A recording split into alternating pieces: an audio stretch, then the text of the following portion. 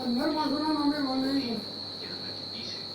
7 લાખ લખ્યા 15 105 થયા એટલે ચાલી જાય.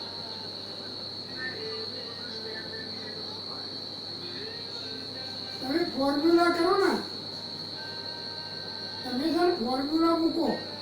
એક વખત આ ભૂપેન્દ્રભાઈ આવે કે ભાઈ હું પૈસા બધા તમારા વ્યાજમાં ફેરવું અને જે સભ્યો ખરા ને એના દરેક જે છે એના નામે હું લઈ લઉં લોન.